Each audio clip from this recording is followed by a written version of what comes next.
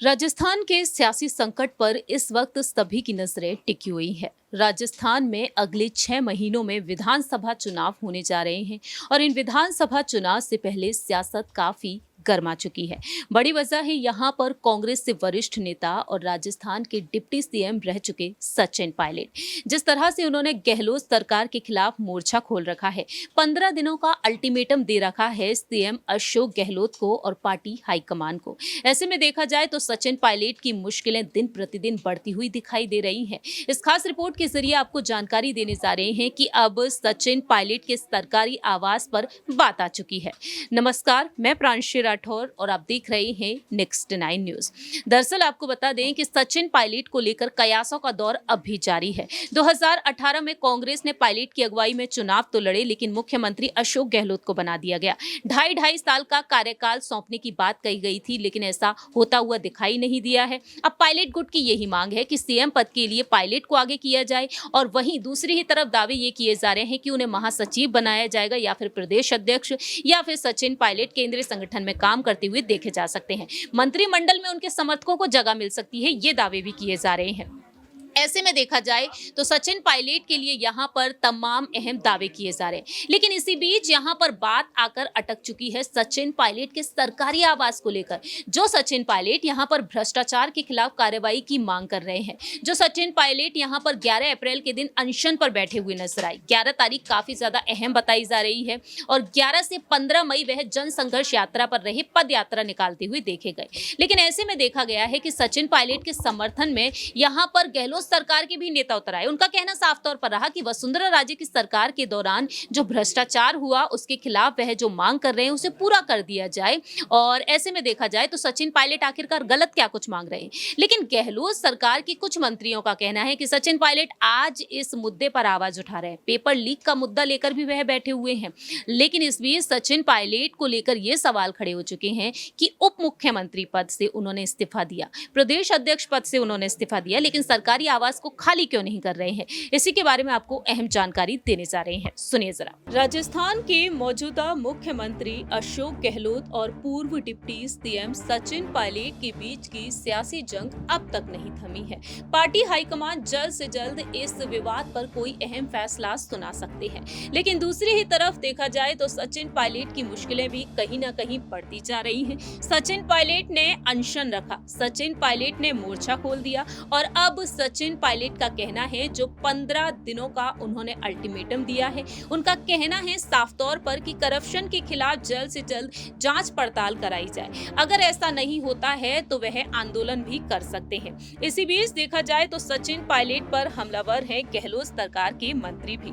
जैसा कि हमने आपको बीती पिछली रिपोर्ट में बताया ही था कि उनके अशोक गहलोत के सलाहकार संयम लोढ़ा ने डंके की चोट पर अपनी बात रखी और बात अब पहुंच चुकी है सचिन पायलट के सरकारी आवास पर। दरअसल यहाँ पर सरकारी आवास को अब उन्हें खाली कर देना चाहिए, ये बातें कही जा रही हैं। कांग्रेस नेता सचिन पायलट और अशोक गहलोत के बीच जुबानी जंग अब भी चल रही है। इसी बीच मुख्यमंत्री के सलाहकार और सिरोही के निर्दलीय विधायक संयम लोढ़ा ने सचिन पायलट पर हमला बोल दिया। उनका कहना रहा कि जब पायलट को उप मुख्यमंत्री बनाया गया था तब भी वह रूठ गए थे। विधानसभा में एक पीतल का गेट है, उस गेट से सर्वोच्च संवैधानिक पद पर आसीन लोग आते हैं। उस गेट के जाने के लिए पहले सचिन पायलट रूठ गए, वहीं फिर सचिवालय की बात आई तो जिद पकड़कर बैठ गए। मुख्यमंत्री कार्यालय में ही मेरा ऑफिस होगा, वो हो नहीं सकता था तो फिर रूठ गए। फिर उप मुख्यमंत्री पद से वह हट गए। जो सरकारी बंगला मिला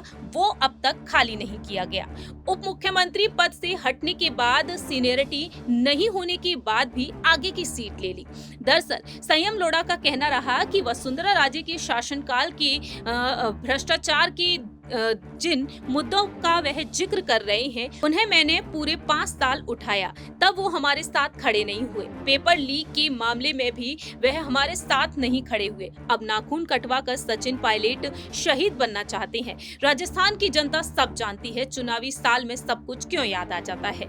वहीं उन्होंने सचिन पायलट को नसीहत दी कि सचिन पायलट को खुद को हंसी का पात्र नहीं बनाना चाहिए। जिस पार्टी में वह है उस पार्टी के अनुशासन और मर्यादा में रहकर काम करें। पायलट बार बार ये जरूर कहते हैं कि हम लड़े, हमें जनता ने खड़ा किया है, हमें खड़ा किया है तो हम जीत गए।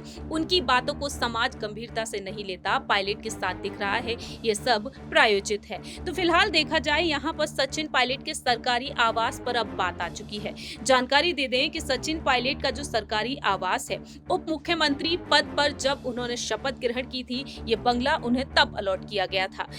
जानकारी दे दें कि राजस्थान में 11 सिविल लाइंस में उनका सरकारी बंगला है। सरकारी आवास में वह लंबे वक्त से रह रहे हैं।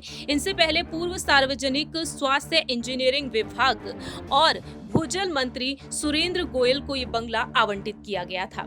वहीं सचिन पायलट इस शानदार बंगले में रहते हैं। 11 Civil Lines Raj Bhavan Governor House के ठीक पीछे स्थित है और उनका ये नया आवास देखने को मिला जब वह उप मुख्यमंत्री के तौर पर शपथ लिए।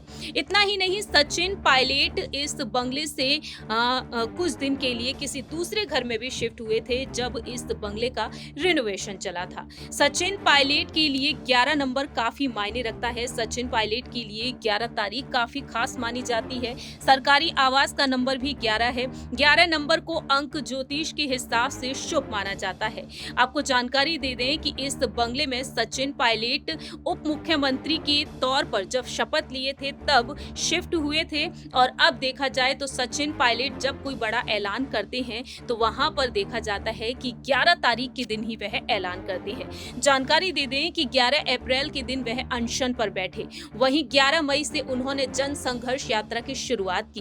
15 मई तक ये पद यात्रा चली। अब ये कहा जा रहा है कि 11 जून को वह कोई अहम ऐलान कर सकते हैं। 11 जून के दिन उनके पिता की जयंती है और दावे यही किए जा रहे हैं कि सचिन पायलट कहीं ना कहीं एक बड़ा अहम फैसला सुना सकते हैं।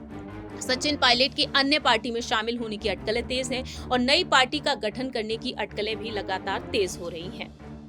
इस रिपोर्ट के जरिए हमने आपको बताया कि आखिरकार सचिन पायलट को लेकर संयम लोढ़ा ने क्या कुछ कहा और उन्होंने साफ तौर पर सवाल खड़े कर दिए हैं सचिन पायलट के सरकारी आवास पर। अब देखते हैं कि आखिरकार सचिन पायलट इन तमाम बड़ी बड़ी चुनौतियों का सामना कैसे करते हैं। दावे तो ये तक किए जा रहे हैं कि सुखजिंदर सिंह रंधावा मल्लिकार्जुन खड़गे को जल्द ही रिपोर्ट सौंपेंगे। जो उनकी यात्रा निकली उस दौरान उन्होंने अहम बैठक की थी और मल्लिकार्जुन खड़गे के साथ सचिन पायलट की जल्द ही एक अहम बैठक भी हो सकती है। देखते हैं कि सचिन पायलट के समर्थन में कोई यहां पर कुछ अहम फैसला लिया जाता है या फिर नहीं। इस खास रिपोर्ट में इतना ही। बाकी की तमाम अपडेट्स के लिए देखते रहिए नेक्स्ट 9 न्यूज।